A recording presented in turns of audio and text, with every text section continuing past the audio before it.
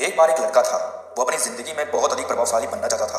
वो चाहता था कि वो अपनी जिंदगी में बहुत सफल बने, लोग उसकी इज्जत करें, लोगों के बीच वो अपना प्रभाव जमाना चाहता था। वो प्रभावशाली व्यक्ति बनना चाहता था, लेकिन जैसा वो चाहता था उसके साथ वैसा हो नहीं रहा था, बल्कि उसके सोचने के विपरीत उसके साथ हो रहा था। वो बनना तो प्रभावशाली चाहता था, लेकिन वो लोगों के बीच एक सामान्य व्यक्ति बनकर रह गया था। इसी कारण वो बहुत दुखी था, क्योंकि उसे समझने वाला उसे कहीं नजर नहीं आ रहा था। वो अपनी जिंदगी से ही तंग आ चुका था। एक दिन वो लड़का निराश और हताश होकर अपने नगर के बाहर जंगल की तरफ बैठा था। तभी एक बौद्ध भिक्षु उधर से गुजर रहे थे। बौद्ध भिक्षु ने जब उस निराश लड़के को देखा तो वो सोच में पड़ गए। वे सोचने लगे कि आखिर एक लड़का अकेले इस जंगल में इतना उदास क्यों बैठा है। वे भिक्षु लड़के के पास जाकर लड़के से पूछते हैं कि तुम इतने उदास क्यों हो और इस जंगल में अकेले क्या करने आए हो। लड़का भिक्षु की बात सुनकर बोलता है कि मेरी जिंदगी से मैं परेशान हूँ। ये सुनकर बौद्ध भिक्षु बोलते हैं कि ऐसा क्या दुख है तुम्हें जो इतनी कम उम्र में ही जिंदगी से परेशान हो चुके हो, जिंदगी से तंग आ चुके हो। इतना सुनकर लड़का थोड़े गुस्से के साथ बोलता है कि आपको होगा ना दुख, तब आपको पता चलेगा। फिर भिक्षु बोलते हैं कि हाँ, तुम मुझे बताओ तो सही, क्या पता मैं तुम्हारी समस्या का समाधान कर दूं। यह सुनकर लड़का थोड़ा सामान्य हुआ और भिक्षु को कहने लगा कि मैं अपने जीवन में एक प्रभावशाली व्यक्ति बनना चाहता हूँ। मैं चाहता हूँ कि मैं एक सफल और प्रभावी व्यक्ति बनूं, ताकि सभी लोग मेरी इज्जत करें और सभी लोग सिर्फ मेरा जैसा ही बनना चाहे। मैं अपने समाज के लोगों के लिए एक उदाहरण बनूं और जब भी सफल व्यक्तित्व की बात करी जाए तो मेरा ही नाम लोगों की जुबान पर हो। भिक्षु ये सुनकर उस लड़के को बोलते हैं कि अच्छा हुआ तुमने मुझे अपनी समस्या बता दी। अब मैं तुम्हें समस्या का समाधान बताता हूँ, तुम बड़े ध्यान से सुनना, क्योंकि मैं तुम्हें 7 ऐसी हालतें बताऊंगा जो हर सफल व प्रभावशाली व्यक्ति में होती है। 7 बातों में से 5वीं और 7वीं बात सबसे इंपॉर्टेंट है, लेकिन उन्हें समझने के लिए तुम्हें पहले से शुरुआत करनी होगी। लड़का बड़ा ही खुश होकर भिक्षु से बोलता है कि हाँ, आप मुझे शुरू से बताइए, मैं आपकी बात बड़े ध्यान से सुनूंगा। फिर भिक्षु कहते हैं कि प्रभावशाली बनने के लिए सबसे पहली आदत है कि अपने अंदर झांककर खुद को बदलने की कोशिश करिए। अक्सर लोग सोचते हैं कि अगर वो अपनी आदत बदल लेंगे तो एक बेहतर इंसान बन सकते हैं। ये बात कुछ हद तक तो सही है, लेकिन अगर आप ये सोचते हैं कि केवल आदतें बदल कर ही आप एक बेहतर इंसान बन जाएंगे तो आप गलत सोचते हैं। फिर भिक्षु एक उदाहरण बताते हुए कहते हैं कि मान लो एक घर है, अगर उसको आपने पेंट कर दिया तो क्या वो बदल जाएगा? तब वो लड़का कहता है कि बदलेगा तो नहीं, लेकिन हाँ, वो सुंदर और अच्छा दिखने लग जाएगा। तब भिक्षु कहते हैं कि ठीक वैसे ही तुम अपनी आदतों को बेहतर बनाकर एक सफल और प्रभावी व्यक्ति जरूर बन सकते हो, लेकिन तुम पूरी तरह अपने आप को नहीं बदल सकते। इससे आपका नजरिया कभी नहीं बदलता, बल्कि अच्छी और बेहतर आदतों से सिर्फ काम करने का तरीका बदलता है। अगर तुम्हें तुम्हारा नजरिया बदलना है तो सबसे पहले चरित्र के बदलाव पर ध्यान देना होगा, उसे बदलना होगा।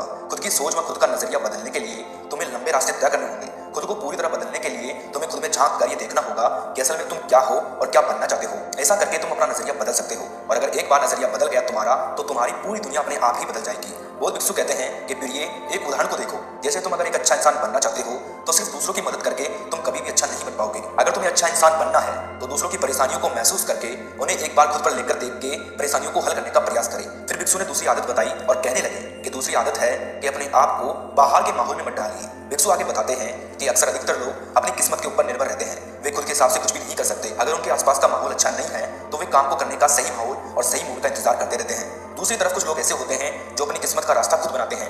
वे अपने दिमाग के मालिक खुद होते हैं। वे मूड के हिसाब से काम नहीं करते, बल्कि काम के हिसाब से मूड बनाते हैं। उन्हें मौसम या माहौल से कोई फर्क नहीं पड़ता। भिक्षु आगे उस लड़के से कहते हैं कि अगर तुम भी बड़ा आदमी बनना चाहते हो तो तुम्हें अपने दिमाग का मालिक बनना होगा। एक इंसान जानवर से इसलिए अलग होता है क्योंकि इंसान अपने दिमाग पर काबू पा सकता है और उसे माहौल के हिसाब से काम करवा सकता है।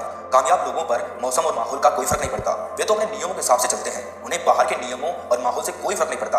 और दूसरी ओर जो माहौल के हिसाब से काम करते हैं उनके कभी बहाने खत्म नहीं होते। वे लोग हमेशा ही बाहरी चीजों को दोष देते रहते हैं। फिर भिक्षु अपनी बात जारी रखते हुए कहते हैं कि तीसरी आदत है हमेशा जीतने के बारे में सोचो।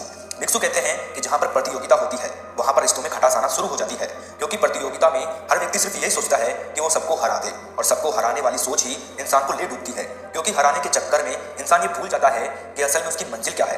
भिक्षु ने कहा कि तुम इस बात को ध्यान से समझो कि किसी के जीतने के लिए हर बार किसी को हराना हो ये जरूरी नहीं। अगर तुम ये सोचोगे कि हर कोई एक साथ जीत सकता है और आप बिना किसी को हराए भी जीत सकते हो तो आप प्रतियोगिता को अपनी जिंदगी से बाहर निकाल फेंकोगे। अगर आपको तेज भागना है तो अकेले भागिए, लेकिन अगर आपको दूर तक चलना है तो सबको साथ लेकर चलिए। फिर भिक्षु ने आगे चौथी आदत बताते हुए कहा, किसी भी काम को करने से पहले उसके नतीजों के बारे में सोच लीजिए।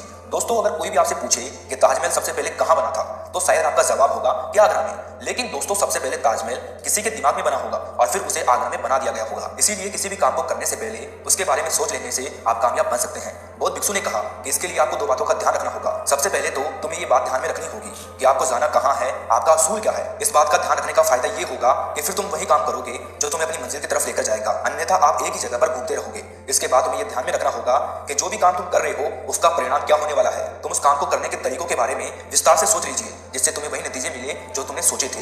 पहले ही ये सब सोच लेने से तुम्हें भविष्य में कोई दिक्कत नहीं आएगी, तभी तुम सुखी और सफल बन पाओगे।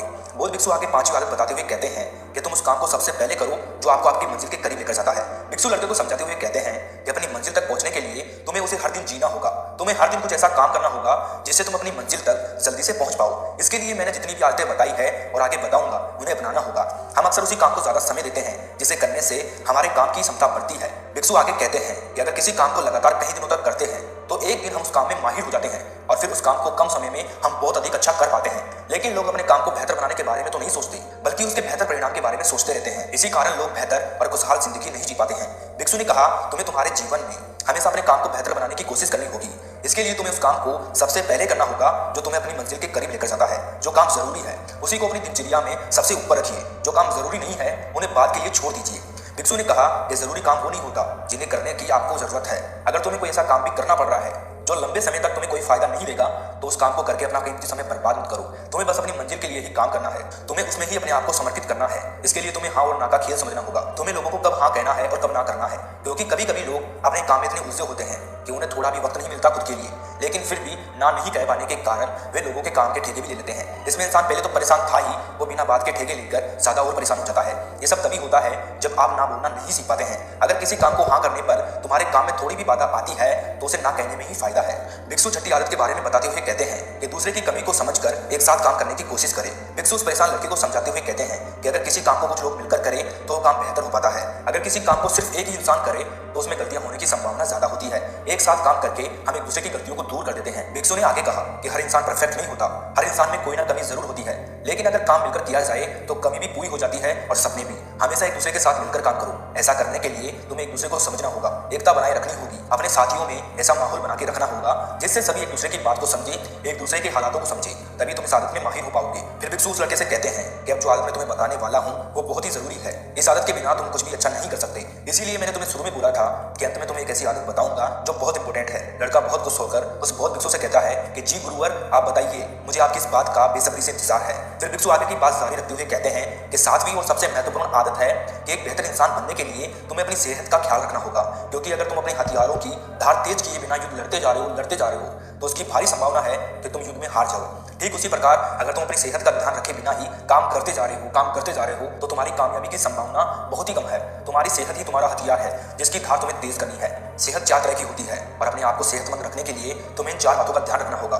पहली बात, शारीरिक सेहत के लिए तुम्हें रोज अच्छा खाना खाना होगा और रोज कसरत करनी पड़ेगी। तनाव से बचकर रहना होगा, तभी तुम शारीरिक रूप से सेहतमंद रहोगे। अगर तुम्हें अपने तनाव को दूर करना है तो वीडियो की लिंक आई बटन में और डिस्क्रिप्शन में मिल जाएगी, उसमें आपको तनाव को दूर करने के तरीके मिल जाएंगे, जरूर जाकर देखें। दूसरी बात, मानसिक सेहत के लिए तुम्हें रोज कुछ लिखने और कुछ पढ़ने की आदत डालनी होगी, जिससे तुम व्यस्त रहोगे और फालतू के गंदे विचार आपके दिमाग में नहीं आएंगे।